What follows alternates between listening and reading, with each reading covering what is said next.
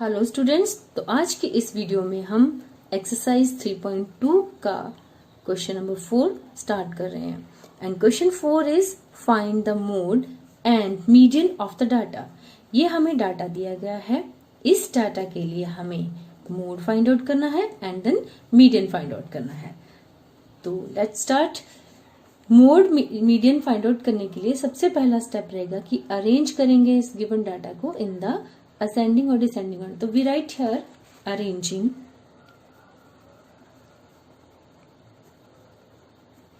given data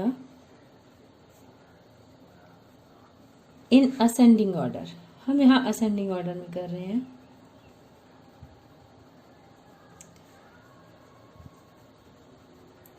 ascending order में लिखने के लिए सबसे पहले स्मॉलेस्ट टर्म 12 2 टाइम्स है, 2 टाइम्स लिख लिया हमने। उसके बाद 13 भी हमारे पास 2 टाइम्स है। उसके बाद 14 3 टाइम्स है। उसके बाद 15 नहीं है, 16 हमारे पास नेक्स्ट टर्म। एंड उसके बाद 19 हमारे पास आ रहा है। 1 2 3 4 5 6 7 8 9 और ये 9 ही टर्म्स हमें दी गई थी। अब यहाँ पर हम निकालेंगे मोड सबसे पहले।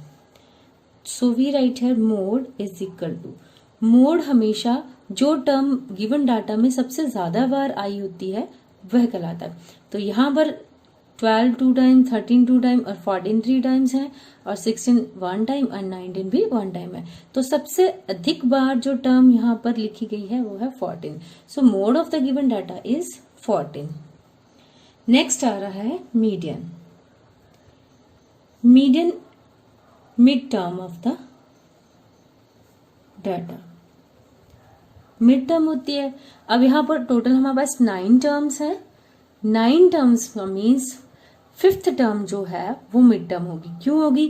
क्योंकि जो 5th टर्म रहेगी उसके पहले भी 4 टर्म्स आ रही हैं और उसके बाद में भी 4 टर्म्स आ रही हैं। So that term is will be the median of the data।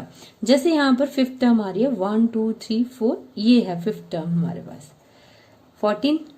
अब इससे पहले 1 2 3 4 टर्म्स थी और इस 14 के अगेन लास्ट में भी 4 टर्म्स है 1 2 3 4।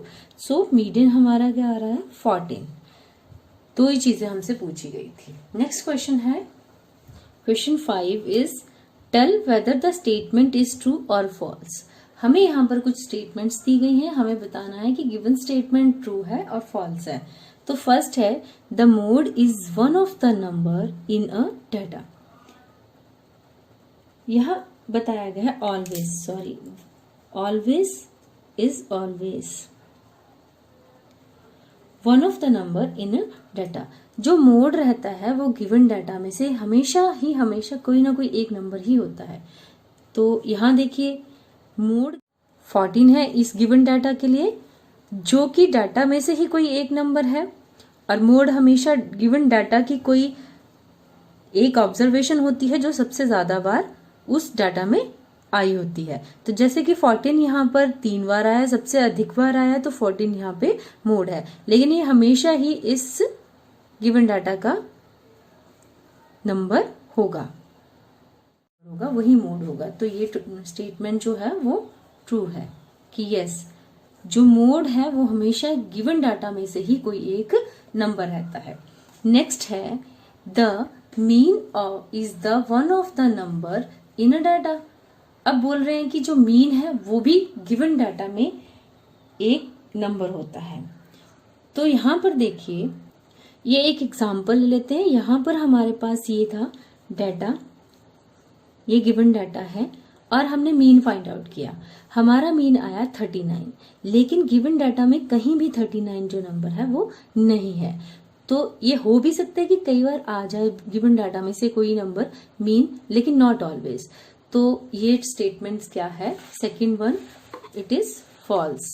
तो हम यहाँ लिख देंगे फॉल्स है ये, क्योंकि ये ऑलवेज पॉसिबल नहीं है। Next is third, The median is always one of the numbers in the data। Means कि जो मीडियन होता है वो भी हमेशा गिवन डाटा में से ही कोई एक नंबर होता है हमेशा के लिए। तो एग्जाम्पल के लिए देख लेते हैं कि मीडियन होता क्या है। अब देखिए मीडियन क्या होता है, मिडल टर्म होती है, मिड टर्म होती है किसी भी डाटा में। अब यहाँ पर अगर कुछ टर्म्स दी गई हैं तो वो टर्म मीडियन कहलाएगी जो इस डाटा के मिडल टर्म होगी। मींस वो भी एक टर्म जो होगी वो इस डाटा में से ही कोई एक नंबर होगा जो मिडल में आ रहा होगा। तो अगेन ये स्टेटमेंट जो है वो ट्रू है एंड हमेशा ही मीडियन भी जो है वो ऑलवेज एक नंबर होता है गिवन डाटा में से। तो यहां लिखेंगे ट्रू। फोर्थ है द डाटा 6, 4, 3, 8, 9, 12, 13, 9 has mean 9। ये बताया गया है कि जो डाटा दिया गया है इस डाटा का जो मीन है वो 9 है। तो ये हम चेक कर सकते हैं, फिर ही हम लिखेंगे कि ये ट्रू है या फॉल्स है।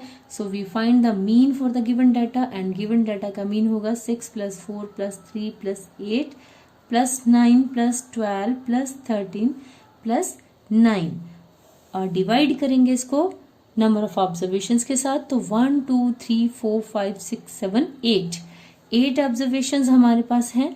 अब सबसे पहले हम इनको ऐड करेंगे, ऐड करके जो आंसर आएगा उसको 8 से डिवाइड करेंगे तो जो हमारे पास बचेगा वो क्वोशिएंट हमारा मीन होगा।